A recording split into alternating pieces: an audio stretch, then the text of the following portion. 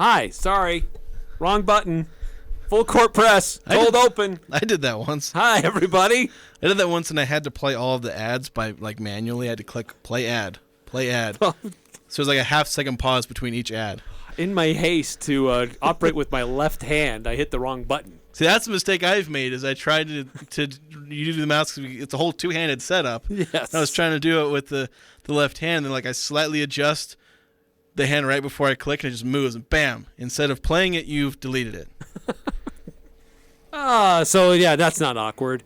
And I guess we could debate whether that was awkward or which was more awkward, the cold open for us or Leon Rice. Probably a little over aroused.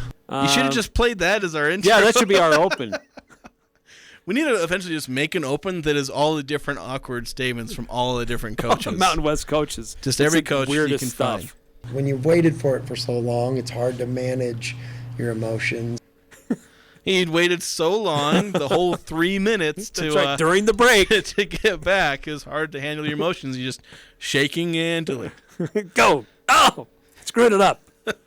All right, so a little bit of a shortened show from us. We have This Week in the Mountain West, which will start at about 5:30 here on the Full Court Press on the Fan. A look around the entire Mountain West Conference football schedule. Look back at what happened last week. What's on the schedule this week, and some of the storylines and matchups. So that'll be coming up starting at about 5:30. So Jason and I have just a little bit of time with you together this afternoon.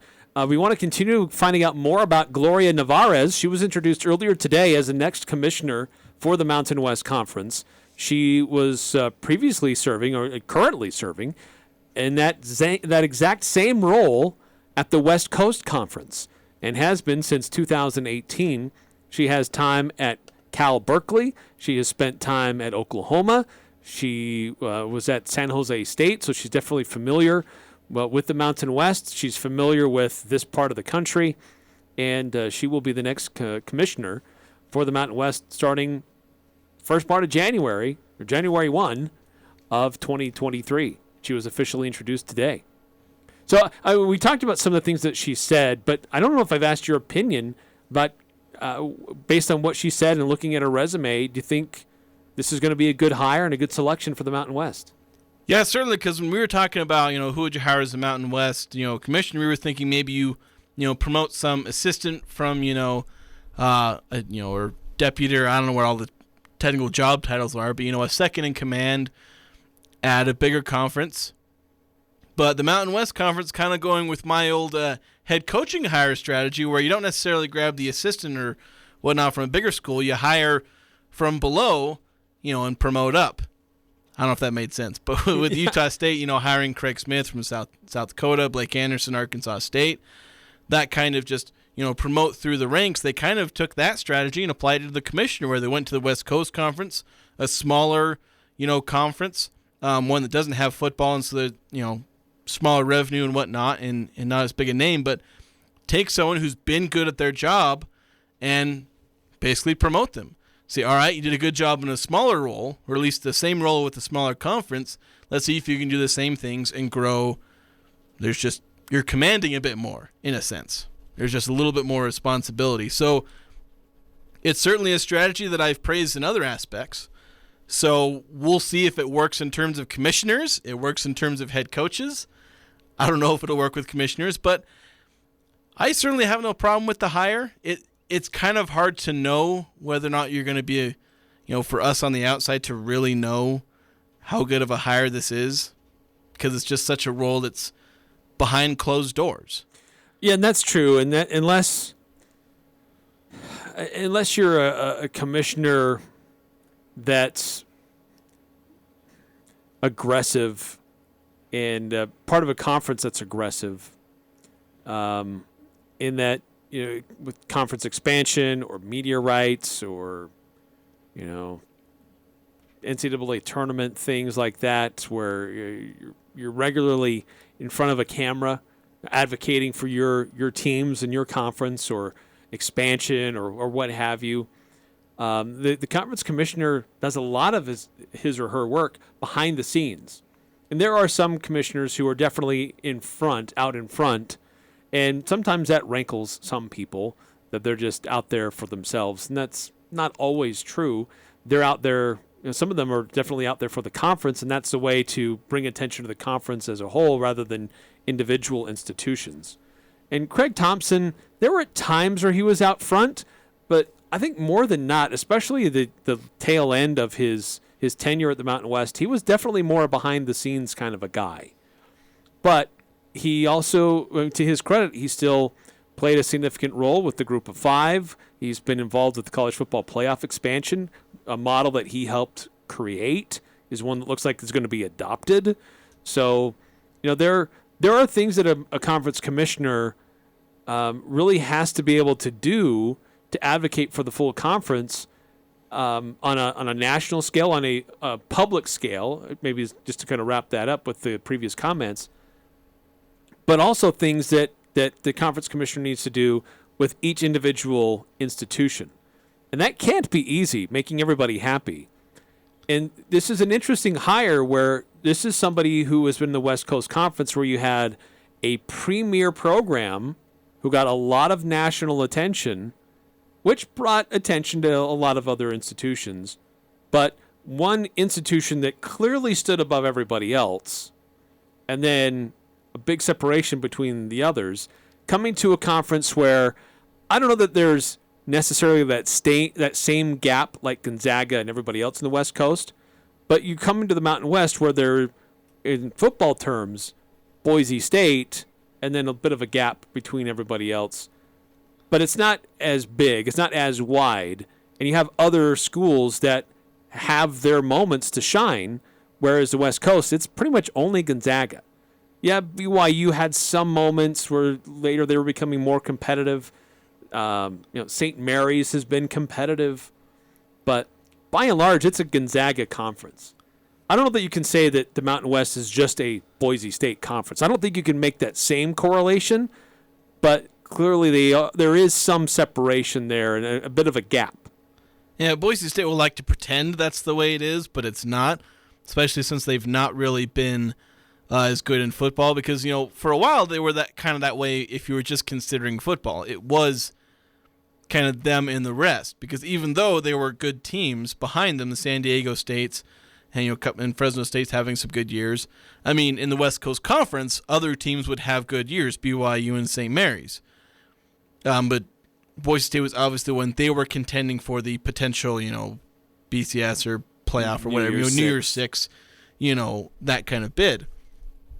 So obviously she is, experienced in dealing with that kind of, the one school that wants preferential treatment. Mm-hmm. So there is some of that experience. You do like the fact that she is capable of handling that, trying to keep everybody happy. In the end, though, we'll just see. There's a lot of different areas where, unfortunately, I just have to say we'll see, because in terms of expansion, like, can she expand? I guess we'll see. Is she going to be able to keep, a San Diego State in the conference, a Boise State in the conference, which I don't know who's poaching Boise State at this point, but, can she keep everyone together? Well, we'll see. Will she have to try and make some concessions to San Diego State? I don't know. I don't know if it's worth it to make concessions to San Diego State to keep them in the conference, but she did talk about making concessions to different schools, because it was brought up specifically with Gonzaga. So, and she seemed to say she has kind of an open mind about it.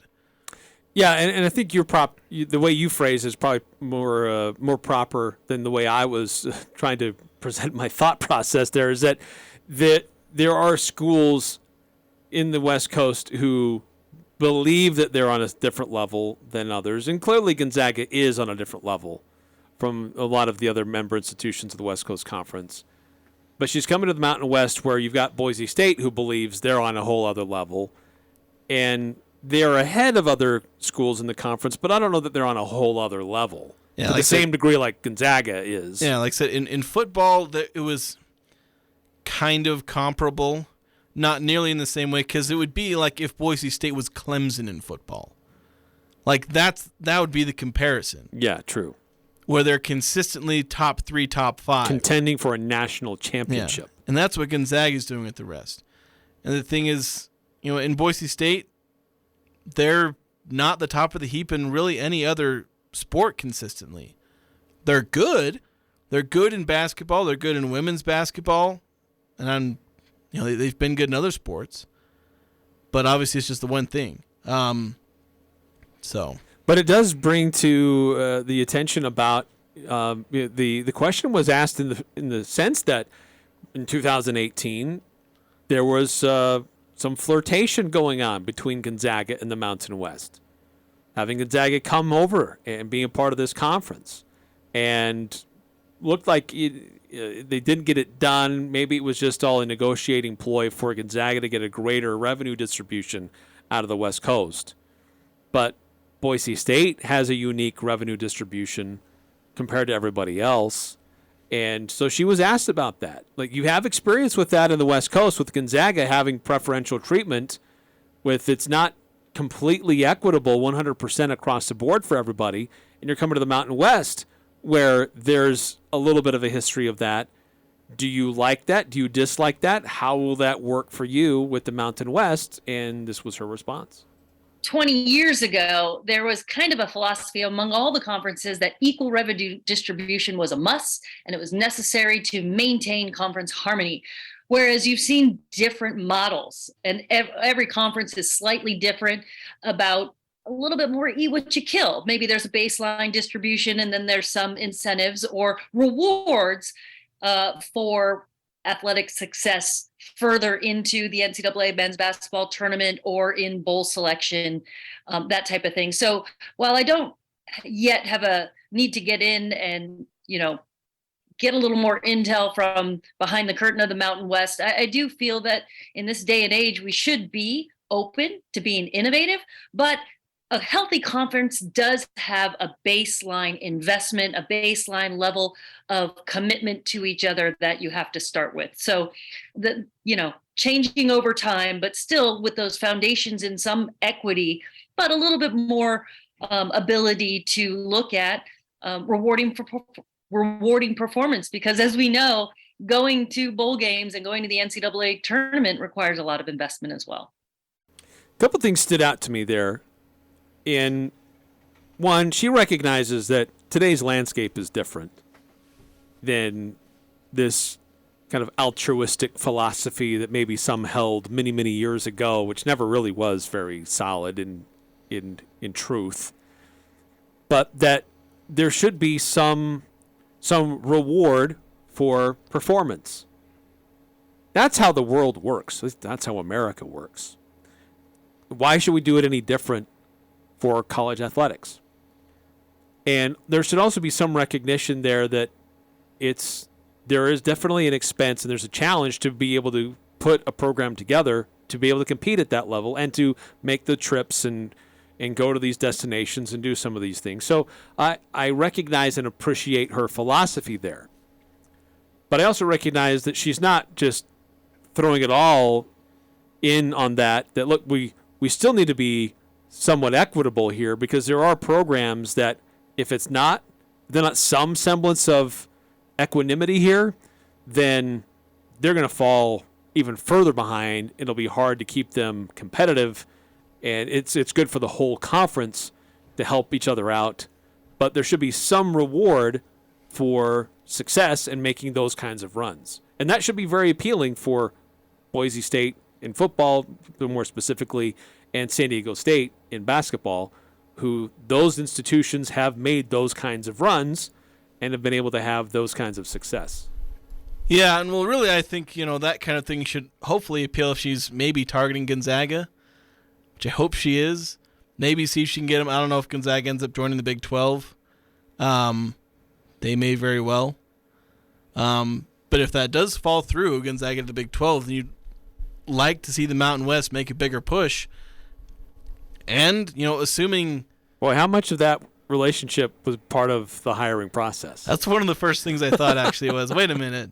Hire the West Coast Conference Commissioner. Gonzaga might be leaving.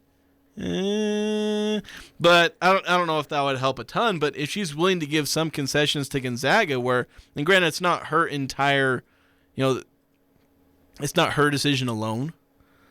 Obviously, there's a lot of other people who are going to be involved in that. Right. A lot of other people University who get, presidents. Yeah, people who get a vote. But if she has that kind of philosophy, and again, we had this discussion a little bit before where we say, if Gonzaga wants to come in and just say we get everything that we earn, okay, well then there's no point in adding Gonzaga to the conference.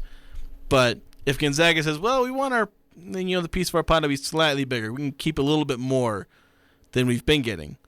Well, okay, you let them have that. It's a little annoying that you kind of have to just admit that they're the, at the top of the chain, but you have to reality. Weigh, is it a net positive? Yeah. Well, they may get a little bit more individually. These other institutions benefit because they're on national television. Their net ranking is going to be higher because they play this school. We may get more schools into the tournament, just the mere fact that we have this one specific school in the conference who these other schools will play, and that high tide will raise multiple ships. Yes, that's why if you can get a net positive out of it, even by getting more. So that's why I want the Mountain West to target Gonzaga. And if they miss out on Gonzaga, try and bring St. Mary's in. Probably that's one area of expansion I'd say they should at least try. To help with basketball. I don't know if it makes sense for everything else. Granted, they added Colorado College for because they're part of the Mountain West in other sports. They're part of it in soccer.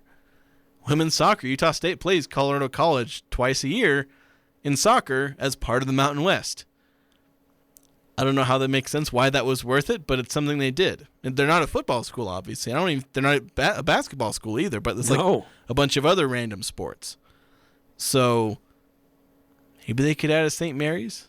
But again, there's a lot more to consider than just the one sport. You're not adding a school for the one sport. Usually. 435-339-0329.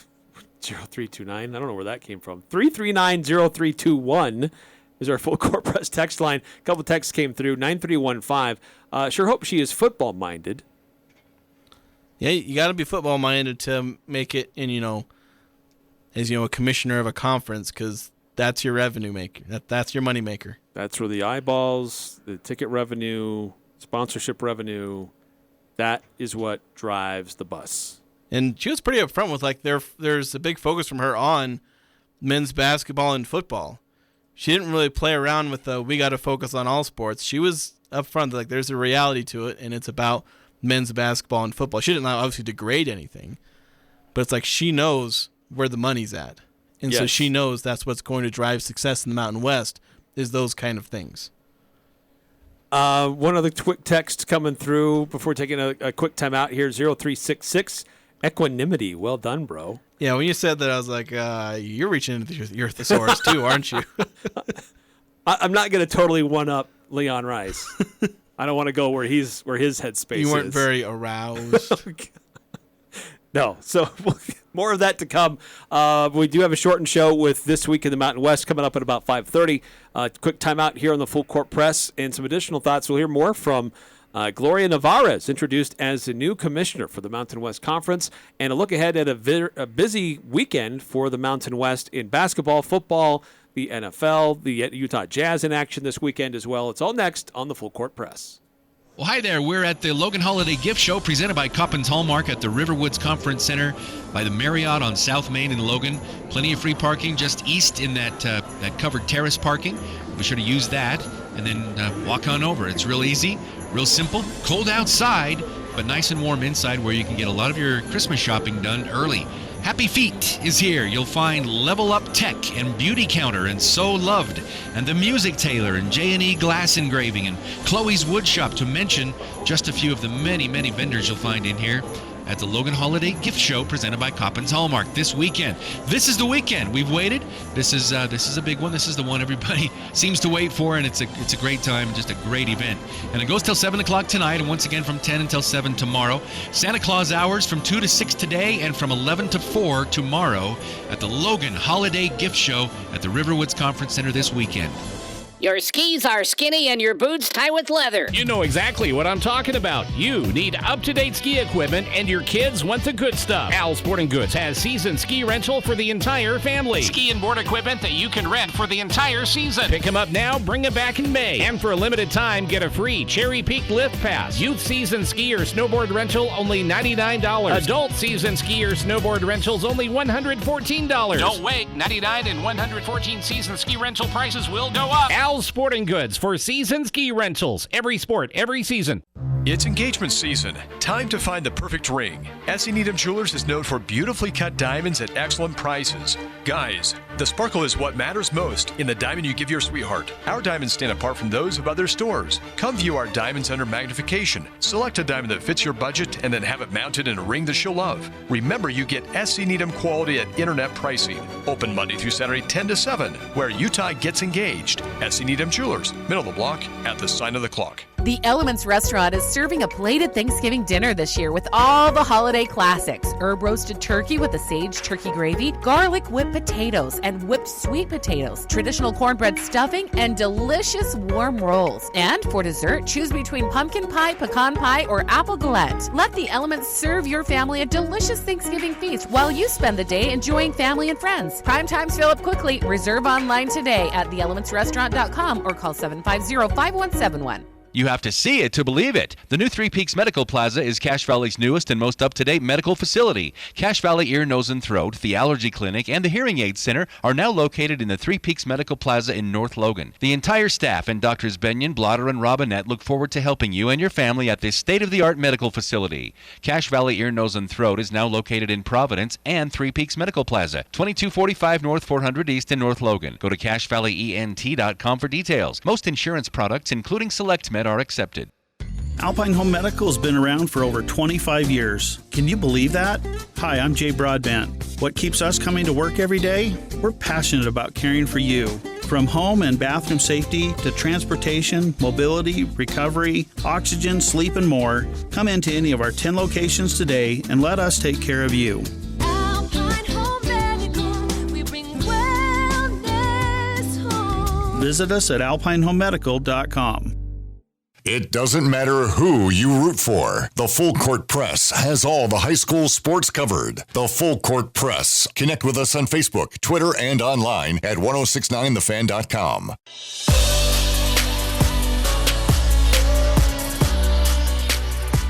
Mountain West Motor has a great selection of vehicles on their lot, and starting from around $20,000. So visit their website for current inventory and pricing. Check out how each vehicle's been customized for your next adventure. And make sure you follow them on Instagram for current promos and events. That's Mountain West Motor, 615 North Main and mwmotor.com. So a busy night of some conference basketball. Utah State in action at 7 o'clock, hosting Bradley. There's a conference football game tonight, and we'll run through the weekend of all the things going on through the Mountain West. Utah State, Utah Jazz in action with a a back-to-back, I should say, Saturday and Sunday from Washington Wizards to the Philadelphia 76ers. But before we do that, continuing to introduce you to the new conference commissioner of the Mountain West Conference, Gloria Nevarez, introduced earlier today. You can read about her selection on CacheValleyDaily.com, or you can listen to her full introductory press conference on the 1069 The Fan podcast feed or 1069thefan.com. But certainly one of the things that you always have to look at when there's somebody new at the top, whether that's a new business, new coach, or president. I mean, anytime there's somebody new at the top, it's pretty often that they're going to institute some change. Craig Thompson's been at the helm of the Mountain West for, 25 years? Yeah, just about. It's nearly 24, I think. Long time. And there's been change during his tenure for sure. But with a new conference commissioner, you have to wonder what kind of changes she might make. And one of those could be in the form of how the Mountain West Conference, the Mountain West Conference tournament is done, because they do it differently in the West Coast. Will they adopt something similar here? as you know, in any sport, not just basketball, the conference touches the sport in three major areas. Well, two: conference schedule, conference tournament. And there's also the non-conference schedule, in which some leagues have adopted non-conference scheduling guidelines. And I don't think you can look at any one piece without looking at all three. And it's incumbent upon the league office to constantly evaluate annually the strength of the league, where you are, rebuilding phase, you have more teams in the top versus in the rebuilding, or vice versa, and then react or create your scheduling parameters accordingly, because a healthy ecosystem in a conference league is when you're rebuilding, the strength of the league pulls you up. If you're at the top chasing national titles, you will not take a step backwards as you progress through non-conference and league play. So it's a constant evaluation, and that is the philosophy and evaluation I would bring to the Mountain West. Which is interesting, because the conference tournament has pretty much been – there's not been a lot of changes with the conference tournament. There doesn't really need to be a change with the conference tournament. No, but it's interesting that she wants to have a more regular evaluation of how things are going, and if there need to be changes in the future. So the change that needs to happen is that everyone should get rid of their conference tournaments and just have the regular season title determine auto bids. That's what should count. Yeah, like, seriously. If we're talking about regular seasons not mattering, college basketball, like, I don't care that, everything boils down to the NCAA tournament, but I want at least a bid to the NCAA tournament, where in a system where it's like just getting to the tournament can be enough for a lot of teams. Let's make the regular season matter in terms of achieving that goal. That's pretty much going to do it for us here on the Full Court Press this week in the Mountain West. Coming up next, a run through of everything going on this weekend in college football. Go back and check on our previous episodes at 1069thefan.com.